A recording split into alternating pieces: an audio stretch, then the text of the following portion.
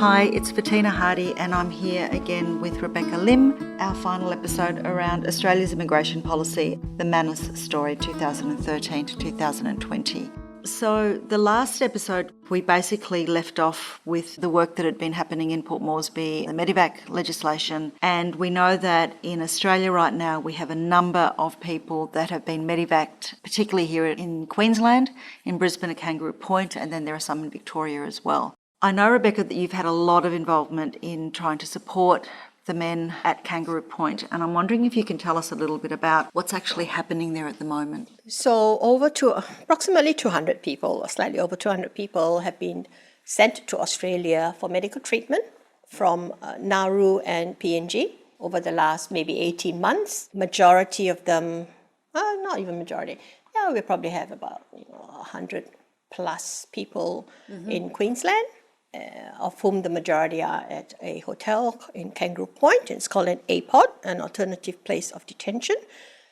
And then, of course, we also have an immigration detention centre in Brisbane, in Pinkenba, that's called the BITA, Brisbane Immigration and Transit Accommodation. It's not even transit accommodation anymore. It was started off as a transit accommodation. That's why it was near the airport, sometimes for turnarounds or people who have been redetained because they've been working unlawfully or overstayed their visa, and then they would kind of be put on the plane to go back. So it was always that kind of facility, but that's kind of changed now. And we've got, as Brisbane became more and more people came to Brisbane, we're kind of the closest port of entry, from the Pacific Islands. People were being sent to Melbourne, MITA, which is equivalent of BITA, and then the Mantra, which is the equivalent of the Kangaroo Point APOD. We've also got people in Darwin, and we've also got people in Adelaide. Okay. So they're across the country. Do we have many in BITA at the moment? Under 10, roughly, at the BITA for people who transferred here for medical treatment. There's other people at the BITA, but I'm just specifically talking about people with refugee status or asylum seekers who were transferred from offshore for medical treatment. So the situation is people have been, the population at Kangaroo Point is, I guess, all men across the board, all transferred here for medical treatment, even prior to the legislation in March that we spoke about. So people have been locked up in what we call locked detention for many, many months now. And it's just so curious why they are still being locked up because... and when that was put to the acting minister, Alan Tudge, he said the legislation required them to be locked up. I guess our response is the legislation has been repealed. Why do they remain locked up? Being locked up, being in locked detention continues to have an adverse effect on their mental health. For many of them, they would actually, there are safer options in the community for them where they can still access medical treatment. Many of the men have family members in the community. They have friends. Many of them have homes ready to move into and lots of community support. So we've been agitating for that and trying to put forward solutions to federal MPs and to crossbenchers for some time now, given the COVID outbreak as well. The infection control measures at the APODs, we've had reports that it's quite difficult to physically distance. And, many countries around the world are releasing people from confinement and whether it's prisons or immigration detention because of COVID as well. So it's really quite a difficult situation for the men who continue to be locked up. What are the conditions like for the men in terms of, are they sharing? Do they have staff coming in and out, like security guards, or tell us a little bit about that. Yeah, so at Kangaroo Point, some men are sharing rooms, and I think one block they have single rooms. Of course, the ratio and the proportion, you've got people coming in and out all the time, the men are reporting that circle security would, for a start, I believe they can't lock their doors, so circle security, maybe 3 times every night will barge into their rooms, turn on the lights, check this, check that, so they don't sleep. The men have nightmares. The food situation kind of comes and goes. It gets good, and then it's kind of not so good again. Many of the men have stomach and digestive problems. So really cooking for themselves would be a much better option. It is the case more recently that the men did not have to eat at set times. Previously, Before COVID, they had to eat at set times. So the men with stomach problems found that a real problem. Yeah. Because for many of them, they needed to eat smaller, more frequent meals rather than 3 set meals. Now the situation is such that you can go and get your meal and bring it back to your room and eat when you're hungry. Previously, that wasn't the case. You were not allowed to bring the food back to your room. So when the guards go in, they check the fridges and make sure there was no food. If there was, they'll throw it in the bin, that kind of stuff. Now that's not the case. Yeah, it's become normalized, right? Yeah. People just think this is normal. This is prison, this is detention. Yeah, so it's been really hard for the men. They keep saying we have to line up for food. It's like we're begging for food. We're not prisoners. We haven't committed a crime. Why are we still being treated like this? We want to cook our own food.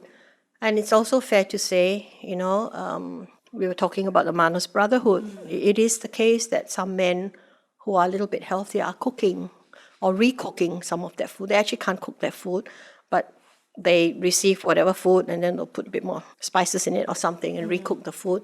So the ones who are a bit healthier or a bit more able to are actually recooking the food and sharing it with the ones who are with the people who are not able to do that. Yeah, so there's a lot of that going on. It really is quite appalling. I don't know what else to say. We've got so many media reports that things are not good. It is the concept of being locked up again, that I just think it's not on. There's no justification. It is so expensive. The figures are out there. Why are we not spending the money that we are spending in locking refugees and asylum seekers up who are not criminals? Why are we not spending that or redirecting the money to aged care, for example, or to childcare or to some other core social services?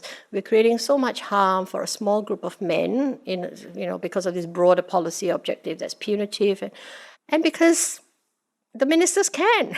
Yeah, absolutely. And it just sounds like it's just, as you say, it's punitive. It doesn't make sense at all. You were saying that there's a lot of money is being spent on this. And I imagine that with Serco or the security guards as well, you've got a lot of people that we would be paying a lot of money for. Yeah, that's right. We are in a budget deficit. We've had the bushfires and COVID and, the economy is not going so well.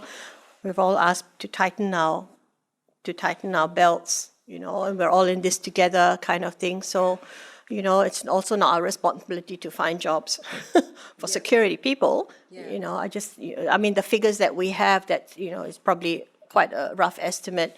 It's $500,000 a year per person per year in offshore detention. It's $350,000 per person per year in locked detention onshore. About $100,000 per person per year in community detention. So there's a big cost saving. And of course, Christmas Island, Bilawila family, how much are we spending there? Again, for a broader punitive objective, when we've got a community, Bilawila community, willing to, be with the family, look after them. And, Nades was also contributing to the economy. So this is where we're at, folks. We're just spending all this unnecessary money to cause so much harm, regardless of where you sit on the political spectrum about refugees. Surely you can kind of think about this right now, where we can be saving money. We're not saying, free everyone and all that kind of, we're not saying all that. We're just saying that there are options, safer options for people to be able to go into the community. There's a lot of support in the community.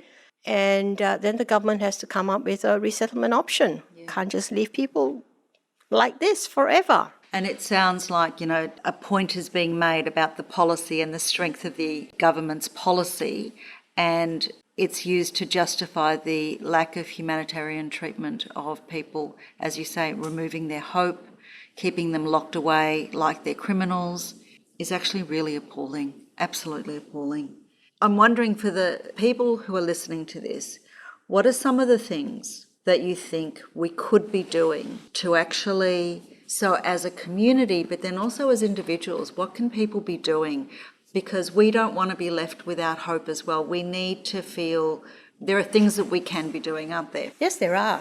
I think we need to continue and lobby our MPs about what exactly is happening. We need to know a plan. We need to know why we're wasting so much money. Pardon me, when there are safer options in the community.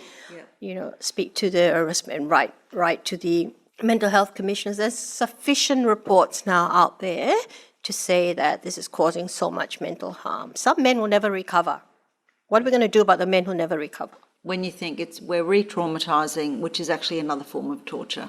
And what about all of us Australian citizens who have been kind of just trying to find, trying to do the right thing? We're not saying open the borders to everyone. We're saying that this is what's been happening now. These are the real stories. These are the people we've harmed. And we kind of need like a clean slate. How are we going to manage this right now? We can't keep, not having a plan, and you can't keep asking refugees to go back to their home country. I mean, this is very international obligations. You don't just ask refugees to go back to your home country because you don't want to resolve it. And I guess, we need to, as a population, we need to think about how we do not be complicit with the ongoing harm that is going on. So at an individual level, as you say, people can be doing things like writing to the local members, asking them to justify the cost of the policy and the cost in terms of people's emotional and physical health and well-being. I mean, yes, that's right. People say, I want to do more. I want to complete forms. I want to engage with the refugee. I mean, that's all very noble, but the men and the families, we also have families in community detention from Nauru. They're all traumatized, and I see them every single day. And people, people just don't want to have to retell their story again and again and again. A lot of the information that's out there from people who are on the ground, and we've got relationships with so many people that we support. We are telling the truth. We're not exaggerating. I mean, there's another group of people who are onshore, who were never sent offshore, who are also adversely impacted by the policy of what we call fast-track assessment. And this came in about if you arrive by boat after 13th of August 2012, Operation Sovereign Borders, No Advantage policy. And we're seeing many people who are not able to meet the convention claims, because the convention is not even in the Migration Act. Some of the the principles are there, but many people are kind of failing the system. Yeah. So how do you kind of have a speculative policy, I suppose, that says we're not going to give you refugee status because we don't think you're going to be in harm, so you can go home, and then there's no monitoring in the home country anyway. Yes. So I'd like to kind of suggest that fast track is repealed. It's really a very bad policy and very bad assessment, and anyone who has to represent people and do their claims and advocate for them for review under the IAA will attest to this. I'm not just a sole voice. I think we need to reinstate proper merits review with the AAT, Administrative Appeals Tribunal. Also, if somebody's found to be a refugee, they need permanent status. You can't say, you're a refugee, but I'm going to reassess you in 3 and 5 years. And there's no family reunion, by the way. So in 3 and 5 years' time, people are going to be worried. What if I have to go home and I build the networks here and, it's still dangerous in my home country? Sri Lanka has just had the elections yesterday or the day before, and the situation is worsening. But except all the reports that we've put in from credible sources like Human Rights Watch, Amnesty, and other kind of reports, and, first-hand reports on the ground, so people are terrified, and there's no family reunion. People haven't seen their families for a long time. We need to reinstate permanent protection visas. If you meet the convention grounds and you've got refugee status, you need to be given permanent protection. So there's a lot to cover, and I don't want to overwhelm my listeners. One of the things that I think you are saying is that every individual can do is to make themselves aware, to try and reject that discourse, that narrative that is saying that the government has been spruiking for so long now that it's become normalised, that we think that it's okay to treat people seeking refuge or asylum the way that we're treating them. And start writing to your local MPs. We've got elections happening across the country, so start thinking about writing, asking questions, and supporting the people in your community and being kinder to each other and more compassionate in how we think about people, don't you think? Yes. I mean, I agree with everything that you said, Fatina. And the Refugee Council of Australia has some very good fact sheets on its website. So I think, the whole refugee situation is not for everyone. I understand people have got some people are involved in disability issues, in the appalling treatment for the Aboriginal and Torres Strait Islander people, but at least be aware of what is happening and really, yes, we need to be kinder, It's just we've just normalized, and we've demonized people who arrive by boat since the children overboard the Howard era. It's like, we'll decide who comes to our country, all this kind of jazz. I just think it's been happening for so long. The narrative has just been demonized, about demonizing people who arrive by boat. If we create safer pathways for people to come, people won't get on the boat. Absolutely. Rebecca, I think that's a really great place to finish, and I'd like to thank you so much on behalf of everyone that is listening for sharing your experiences, sharing the stories of the people that you've been supporting, bringing to life the voices and the experiences of those men and, of course, other families. Just thank you so much for everything that you do. Thanks for Tina. It's been a wonderful, I won't say wonderful. Yeah, it's kind of meaningful, our work, but the opportunity to have a conversation about what I've done, what many other people have done as well. It's not just about me, but and what's been happening on the ground and offshore is real, it's a human being's lives. Thanks, Fatina.